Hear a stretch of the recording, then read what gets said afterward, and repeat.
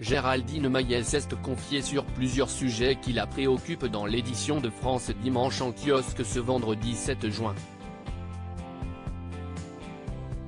La chroniqueuse et écrivaine de 51 ans s'épanche notamment sur sa mère, atteinte d'un handicap. Elle fait partie de la centaine de collaboratrices de 125 et des milliers, un ouvrage poignant et nécessaire sur les victimes de féminicide. Un projet signé Sarah Barouk, autrice qui s'est tournée vers Géraldine Maillet pour raconter la terrible histoire de Savannah.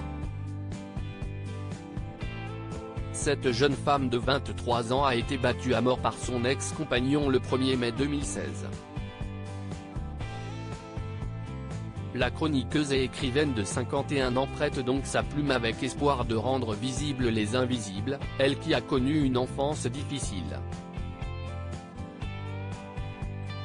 Géraldine Maillet donne des détails sur la maladie dont souffre sa maman approchée par France Dimanche pour évoquer son apparition dans le bouquin édité par HarperCollins. La romancière a rappelé que si c'est pour une raison bien particulière qu'elle exerce ce métier en plus de ses participations régulières à Touche pas mon poste, en effet.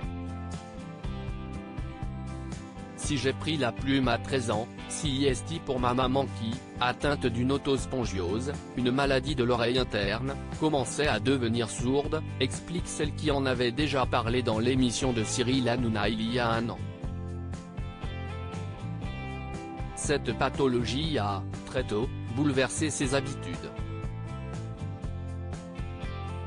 Comment dès l'adolescence Géraldine Maillet s'est adaptée au handicap de sa mère. Géraldine Maillet est adolescente lorsqu'elle dresse tous ses constats, une perte d'audition qui a transformé notre manière de communiquer, et l'écrit s'est muet en un support privilégié, à une époque où il n'y avait ni portable ni SMS.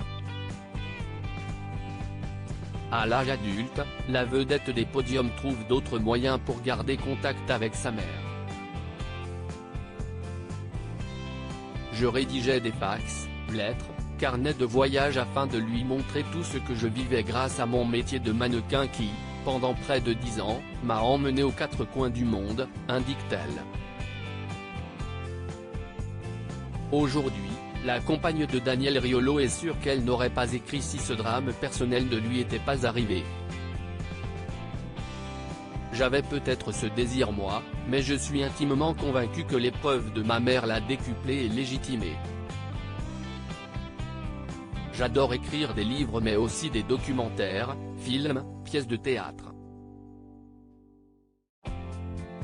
Et oui, si c'est à ma mère que je le dois, avoue-t-elle non sans fierté.